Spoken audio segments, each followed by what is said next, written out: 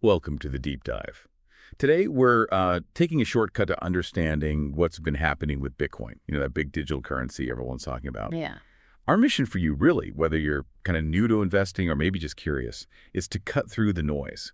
We want to make sense of the latest trends, looking specifically at June 28th to July 1st, 2025. Exactly. We'll try to pull out the key insights from what the market's been doing lately.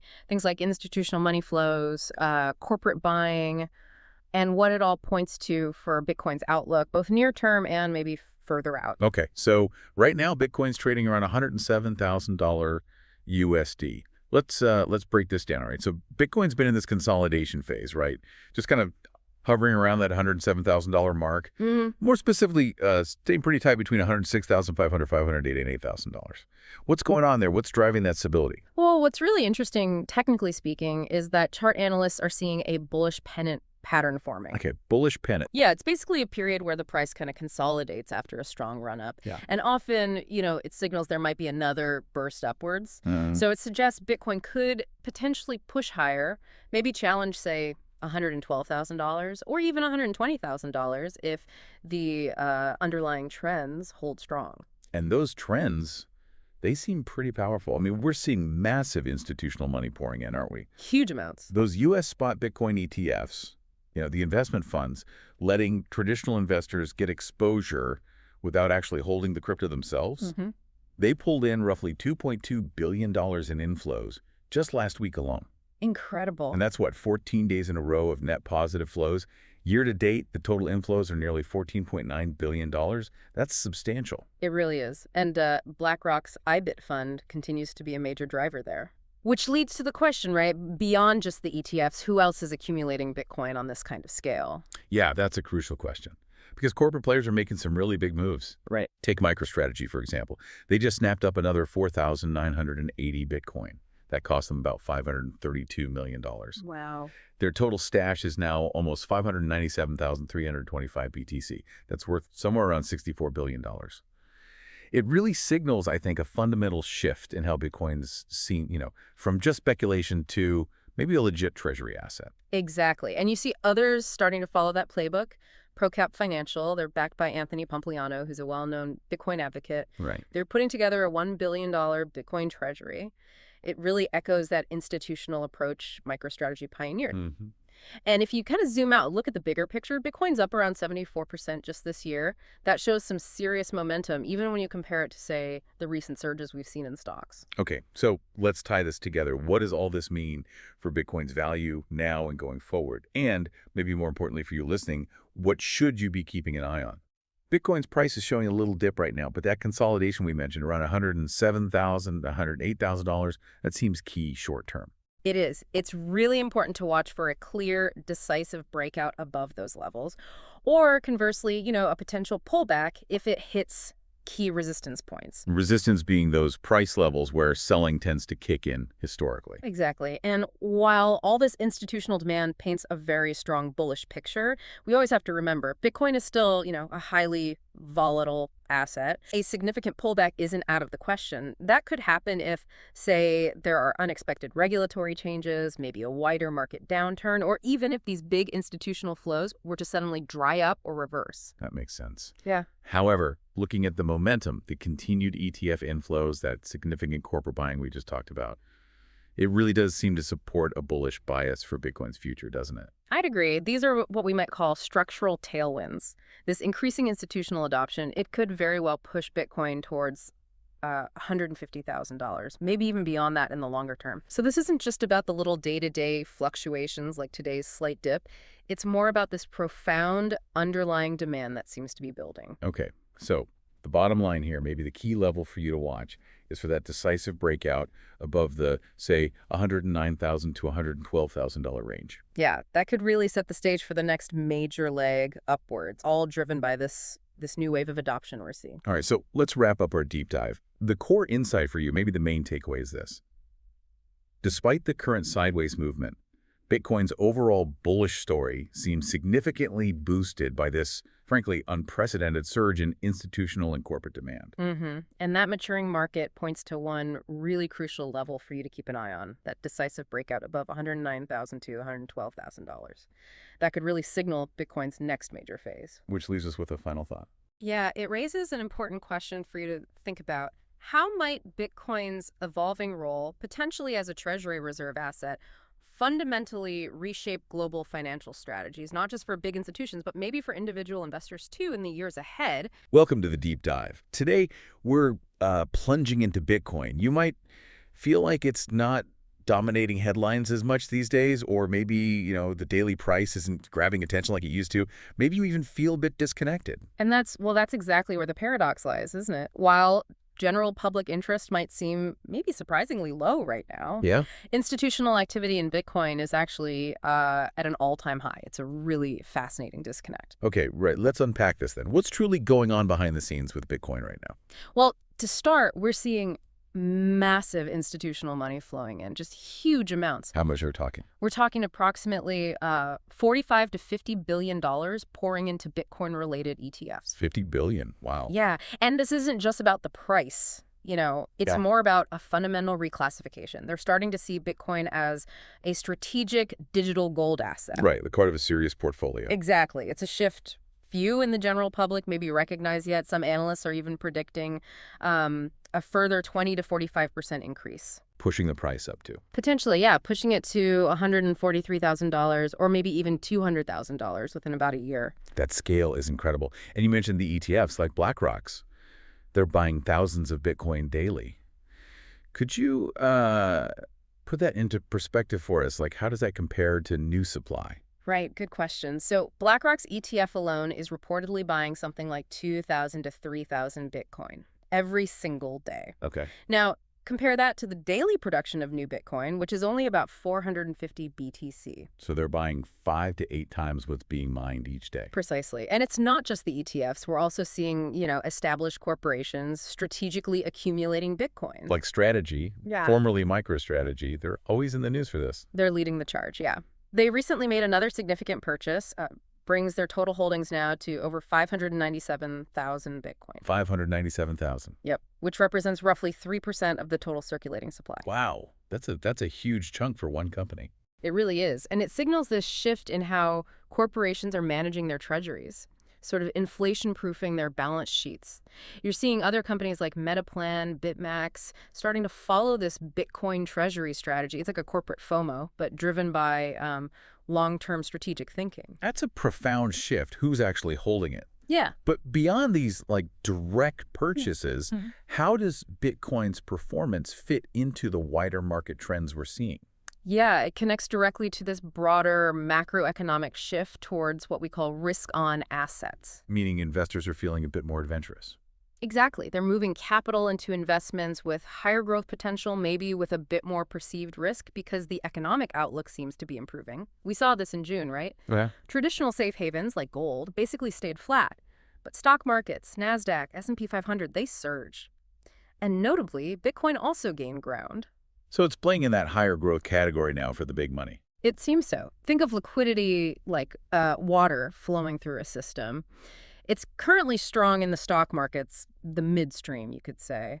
And the expectation is it'll reach cryptocurrencies, the downstream, as some of these global uncertainties start to resolve. Okay, that makes sense. But what about regulations? How significant is the regulatory side of things in, attracting this institutional money? Hugely significant. The stablecoin bill, the Genius Act passing in the U.S., that's a very positive sign. Why specifically stablecoins? Because they're crucial as a bridge, right, between traditional finance and crypto. So having clear rules just reduces uncertainty for these big institutional players. It builds trust, supports the whole investment feeling for crypto, including Bitcoin. Let's talk numbers for a sec. Bitcoin's price now is around $108,263. It's been bouncing between, $107K and $111K recently.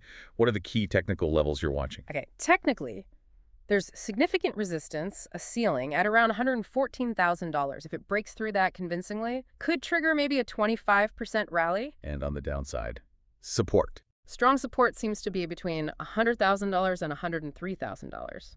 That's a key zone to hold. Oh, and historically, July tends to be a pretty decent month for Bitcoin, for what that's worth.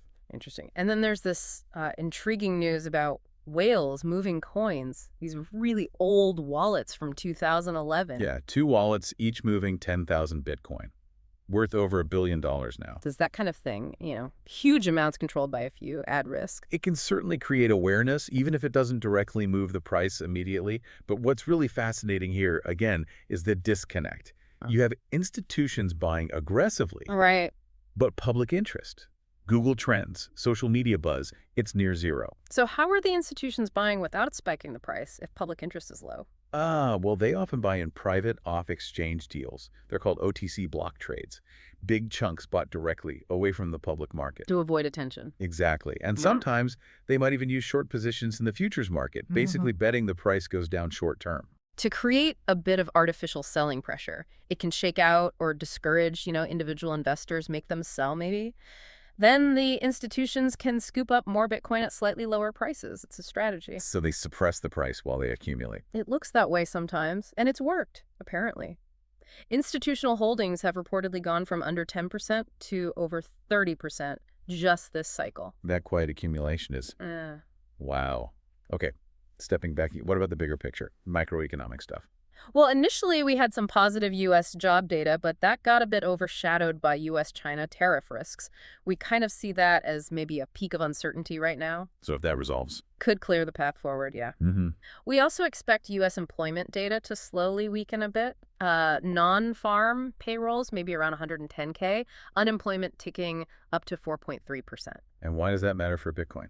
Because a cooling job market could give the Federal Reserve the justification it needs to start cutting interest rates later this year, maybe even 3 times. Lower rates usually means more money slowing around, right? Exactly. Plus, you've got political pressure on the Fed and talk of potential U.S. tax cuts, maybe $3 to $5 trillion worth. All of that boosts liquidity, and crucially, it weakens the dollar. Ah, the dollar relationship. Yes. A weaker dollar, maybe the dollar index dropping towards 90 from below 97 now, is historically a major positive for Bitcoin. They're like opposite sides of the liquidity coin. Okay, so summing up, we've got strong institutional buying, very low retail buzz, and a market that seems kind of poised for big shifts in liquidity based on macro factors. That's pretty much it. Short term, probably expect more sideways trading, maybe between $108,000 and $114,000, but medium to long term, there's significant upside potential, and like I said, $143K, maybe even $200K, driven by those institutions and clearer regulations. So what does all this mean for you listening? Maybe, just maybe, the greatest opportunities pop up when everyone else isn't really looking. Welcome to the Deep Dive. Today, we're really digging into the recent pretty dramatic moves in Bitcoin, Ethereum, and Solana. The goal here is simple. Cut through the noise and help you understand what's actually going on, even if you're kind of new to crypto. Exactly. We're looking closely at that period, July 4th to the 12th, 2025. We'll pull out the key insights from what we've seen to, get you properly informed about these digital assets. Okay, let's start with Bitcoin, BTC. I mean, it saw this incredible surge, didn't it? It blew past $111,000 around July 9th.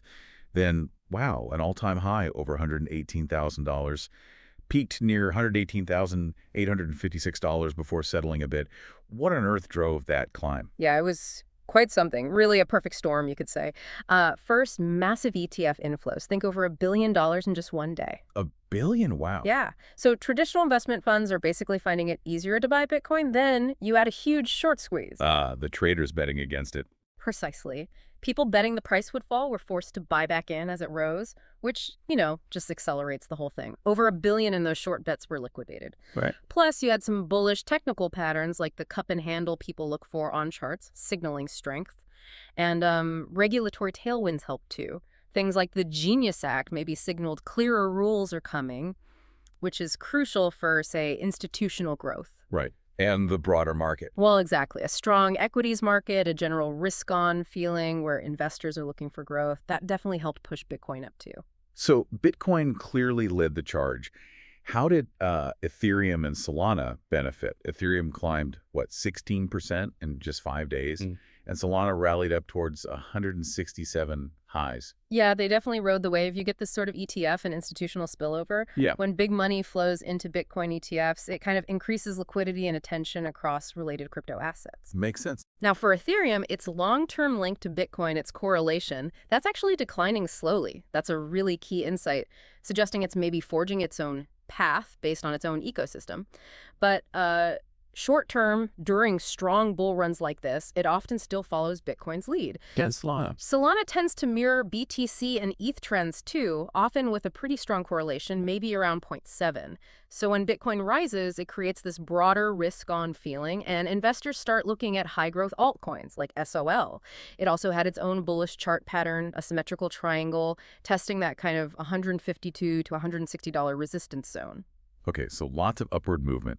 But let's flip the coin. Beyond the excitement, what are the, crucial risks or considerations investors really need to keep in mind here? Good question. Volatility is always key in crypto. For Bitcoin, if that general market mood sours or maybe the ETF inflows slow down, you could see pretty quick price shifts. Right. For Ethereum, that slow decoupling from Bitcoin is fascinating, but it also means its own fundamentals, its own story could lead it in a different direction than BTC. Okay, so they might not always move together. Exactly. And Solana, well, it typically carries higher volatility anyway, and it's still quite reliant on that Bitcoin-led sentiment. So watching if it holds key support levels is really important for SOL.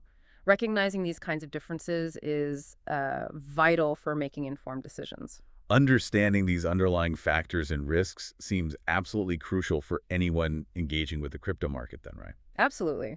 To sum it up, between July 4th and 12th, Bitcoin just soared, driven by those huge ETF inflows, the short squeeze, strong technicals, and a more positive policy outlook.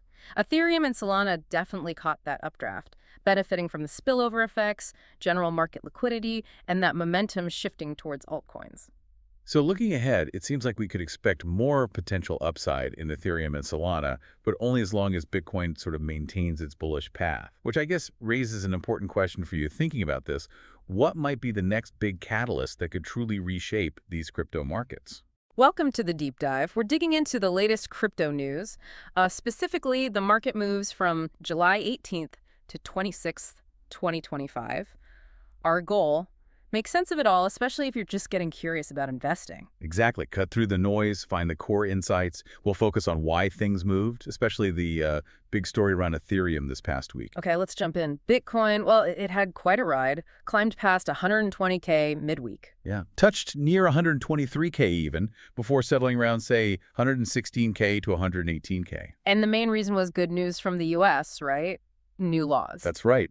Crypto-friendly acts like Genius and Clarity, that really boosted institutional confidence.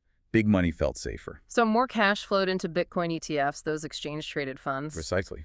Big inflows there. Made it easier for large players to buy in. Okay, Bitcoin's important, but Ethereum, wow, its performance in July was pretty eye-popping. Absolutely. We saw prices climb significantly. Think like $2,400 up to over $3,600 in just a few weeks. And then on July 24th, something really interesting happened. Yeah. For the first time in a year, Ethereum's daily trading volume actually beat Bitcoin's.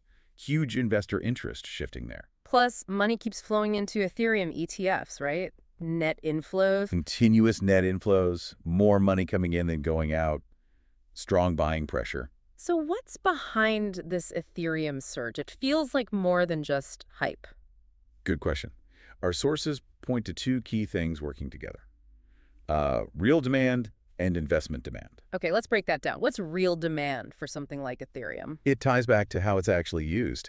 Remember that Genius Act clarifying rules for stablecoins? Yeah, stablecoins, like digital dollars pegged to the US dollar. Exactly. And guess what? Over half of all stablecoins run on the Ethereum network. Oh, wow. So clearer rules mean more stablecoin use. Which means more activity on Ethereum, more transactions. And more transactions mean more fees. Right. And those fees paid in ETH get burned, permanently removed from circulation. It creates scarcity. That's the real demand, boosting value through actual use. Got it. So what about the second driver, investment demand?